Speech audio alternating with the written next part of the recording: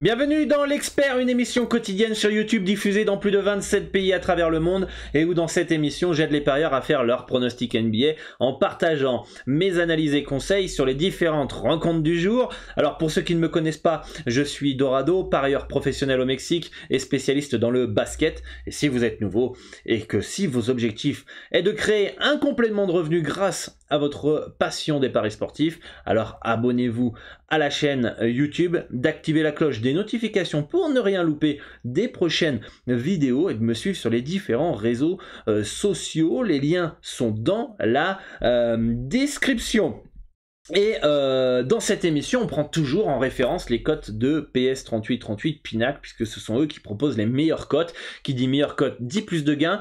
Et si vous voulez un compte, c'est très facile. Dans la description, je vais vous mettre le formulaire d'un des brokers les plus fiables au monde, Asian Connect. Vous avez juste à le remplir, sélectionner PS3838 ici. Je vous laisse un petit tuto vidéo, comme ça on fait les étapes pas à pas ensemble et vous serez accompagné et vous pourrez bénéficier en quelques minutes des cotes les plus hautes du marché.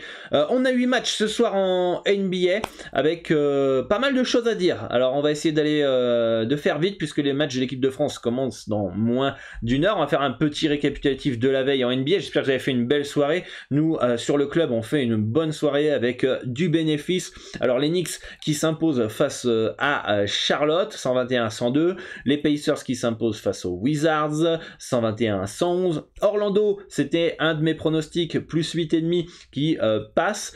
Ils ont carrément gagné le match 113-109. Les Nets qui bat Atlanta, les Kings privés de Darren Fox, mais les Cavs privés de Donovan Mitchell s'imposent face aux Cavaliers de Cleveland.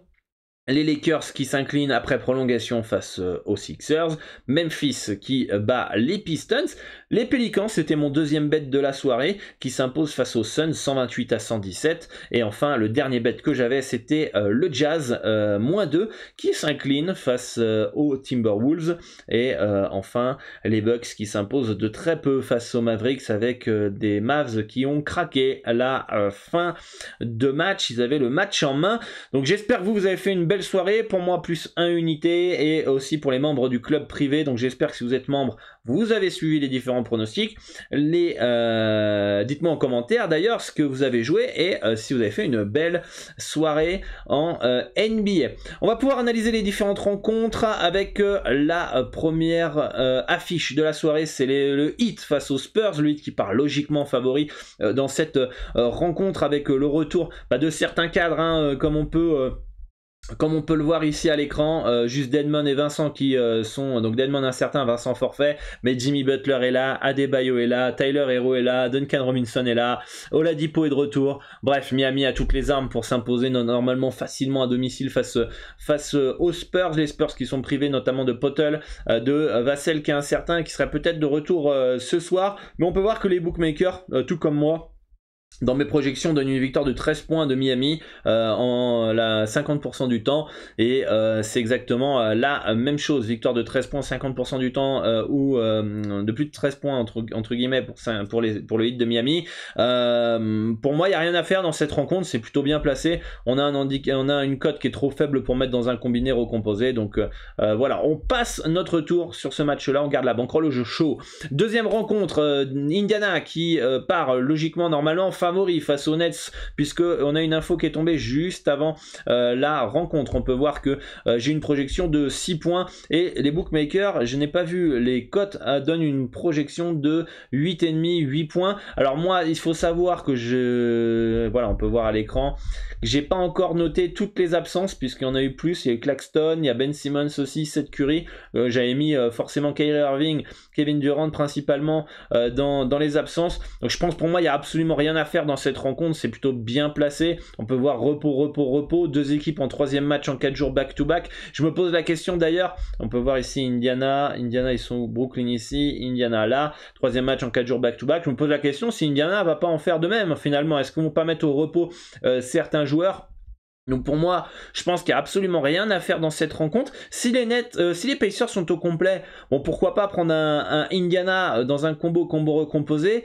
bon avec le risque de la fatigue et de prendre de haut son adversaire, mais en tout cas je pense quand même que la plupart du temps Indiana s'imposera, mais je préfère attendre quand même malgré tout qu'il y ait plus d'informations autour de l'équipe d'Indiana avant de placer mes potentiels paris si ils mettent au repos eux aussi leur cadre dans un calendrier assez complexe pour eux aussi.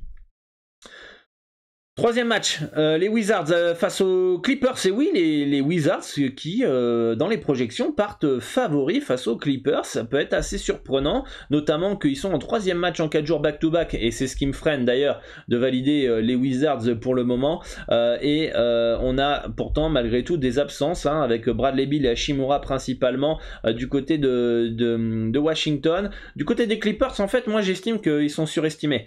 On peut voir Kawhi Leonard fait des allers-retours à l'infirmerie, il est pas là ce soir, Reggie Jackson pas là, Powell pas là, Paul George dans quel état, un coup il est là, un coup il est pas là, ça crée pas de cohésion en fait, tous ces allers-retours à l'infirmerie. John Wall aussi a loupé des matchs, c'est pour ça qu'ils ont perdu contre Orlando, c'est pour ça qu'ils ont galéré avec un tir à la dernière seconde contre Charlotte, et Charlotte ça a plein d'absences, hein. On a aussi comment il s'appelle Charlotte qui a plein d'absences, donc ils gagnent de peu les Clippers.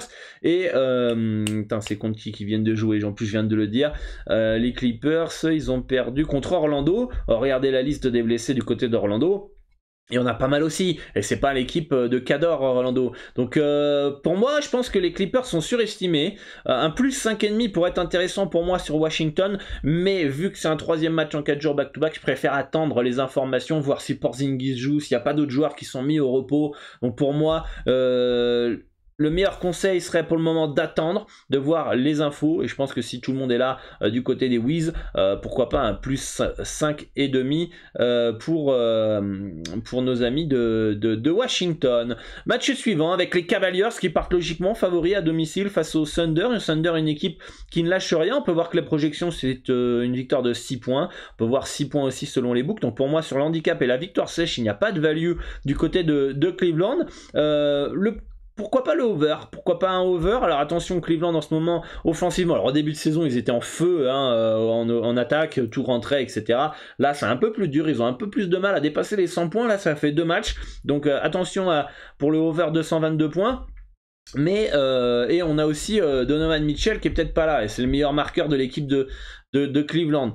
Cependant, le potentiel offensif de Cleveland est là, donc pourquoi pas un petit over. Et sur le reste de la rencontre, pour moi, il n'y a absolument rien à faire dans ce match-là. Match suivant avec les Bulls qui reçoivent les Mavericks de Dallas en back-to-back, avec donc potentiellement un petit Luka Doncic au repos, sait-on jamais, on ne sait pas. Est-ce qu'ils vont le mettre au frigo ou pas? Du côté des deux équipes, il n'y a pas d'absence majeure, hein. Ball qui est là, pas là depuis le début.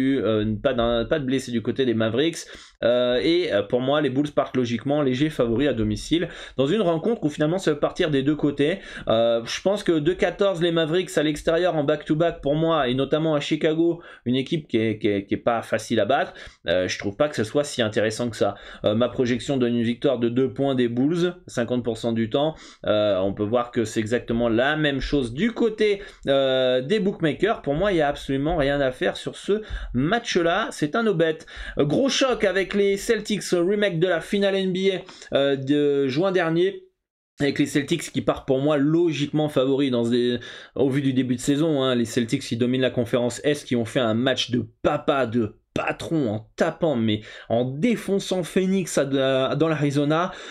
Impressionnante victoire de Boston portée par Tatum et Brown, monstrueux. Les Warriors, c'est à peine 50% de réussite et de victoire cette saison. On peut voir qu'il y a eu quelques absences aussi, certains joueurs mis au repos, etc. Mais pour moi, logique, on peut pas mettre les Warriors favoris ce soir à domicile, tout bon soit-il, tout historique que soit les Warriors. Le début de saison de Boston est trop costaud pour empêcher de mettre Boston favori. Pour moi, il n'y a absolument rien à faire dans cette rencontre. C'est un excellent match à regarder. Dommage d'ailleurs qu'il ne soit pas plus tôt pour qu'on se fasse un petit Twitch. D'ailleurs, demain, je vais faire un Twitch sur la chaîne, un live où on va suivre la rencontre entre les Pélicans et les Suns de Phoenix d'ailleurs. Donc, j'analyserai la carte juste avant la rencontre. Donc, rejoignez le Twitch. Le lien est dans la description pour l'apéro Dorado demain 21h30 heure française. On sera sur Twitch pour analyser en direct les différentes rencontres et en suivant la rencontre entre les Suns et les Pélicans. Je répondrai à vos questions et je vous ferai, voilà, on essaiera de voir s'il n'y a pas des petits pronostics en direct que je pourrais vous partager, voilà, tous dans la bonne ambiance, donc et dans la bonne humeur, donc préparez les bières et les chips, popcorn, ce que vous voulez, les bookmakers qui sont en train d'enlever toutes les cotes, pourquoi, je ne sais pas, ils font toujours ça dans l'émission, mais en tout cas pour moi ce soir, aucune value dans ce match là face aux Celtics. On a pu voir que les books donnaient un -3 aussi en faveur des Celtics. Les Nuggets qui reçoivent le Jazz, on va attendre peut-être que les cotes reviennent, mais en tout cas voilà, le Jazz, grosse projection pour Denver qui part logiquement favori, hein, les Nuggets, victoire de 7 points la plupart du temps pour ma part dans les projections. Pour moi c'est tout à fait logique. Pourquoi? Parce qu'on a des joueurs absents du côté de Utah, des joueurs majeurs en plus, Sexton et Markkanen, même Fontecchio et Mike Conley, même si Fontecchio n'est pas très important dans l'effectif, c'est surtout Sexton et Markkanen. On peut voir qu'ils sont en 3e match en 4 jours back-to-back, plus l'altitude au Pepsi Center de Denver. Ça me semble un déplacement trop compliqué pour le Jazz. Et je verrai bien logiquement Denver s'imposer. On peut voir que tout à l'heure il y avait les projections donc de 7 points avec un handicap de -8, -8 et demi. On va voir si Pinac PS 3838 remet les cotes, c'est pas le cas, mais en tout cas pour moi il n'y a pas de value dans cette rencontre, c'est plutôt très bien placé. Les Nuggets qui devraient s'imposer face au Jazz, privé de ses deux meilleurs joueurs. Et enfin la dernière rencontre de la soirée, c'est les Blazers face aux Wolves. Les Wolves qui sont en back-to-back ou 3e match en 4 jours back-to-back. On va aller vérifier ça ensemble en attendant que les cotes reviennent.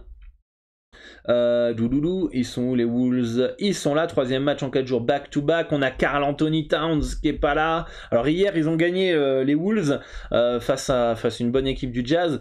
Je me pose la question s'il n'y avait pas une petite motivation extra avec le retour de Rudy Gobert qui a dû motiver ses gars à dire les gars on gagne ce soir à Utah, et ce qui fait que les Wolves se sont imposés voilà, face à Utah. Est-ce que ce soir aux Blazers il n'y aura pas une petite descente d'adrénaline du côté de Minnesota? Les Blazers qui ont retrouvé Damian Lillard, qui part pour moi logiquement favori dans cette rencontre. Ils sont où les Blazers? Ils sont là. Blazers, voilà, on a juste Little qui est pas là dans l'équipe, les deux autres joueurs n'ont pas joué cette saison. On va voir, et voilà, Portland, on a bien les infos ici. On peut voir qu'on a une projection, donc pour ma part, de 8 points en faveur des Blazers. On peut voir que l'écart des books est de -6. Donc on a une petite value, très légère value sur les Blazers, un petit -5,5 est prenable. Je préfère assurer le coup et vous conseiller un -3 à 1,636 pour les Blazers de Portland. Donc pour moi ce serait le conseil que je peux vous donner dans cette rencontre, en tout cas pour moi la meilleure piste, le meilleur compromis dans ce match là. Donc voilà pour ces différentes rencontres et pour cette émission l'expert où on analyse les différentes rencontres NBA pour vous aider à faire vos pronostics et faire vos choix. Dites-moi en commentaire ce qui vous intéresse. Moi je vous dis à demain pour l'apéro Dorado sur Twitch. Je vous donne rendez-vous donc à 21h30 sur la chaîne. Le lien est dans la description pour rejoindre la chaîne Twitch. Allez vous abonner et je vous dis à très vite. Je vous prépare quelques petites surprises pour les prochaines semaines, prochains mois, et j'espère que vous allez kiffer. Donc likez, commentez, partagez pour soutenir le travail gratuit. Moi je vous dis à très très vite sur les différents réseaux sociaux, les liens sont dans la description, et rejoignez le Telegram pour ne louper aucune de mon actualité, rien, aucune information, que dalle, voilà. Allez les bleus, et moi je vous dis à demain, ciao ciao.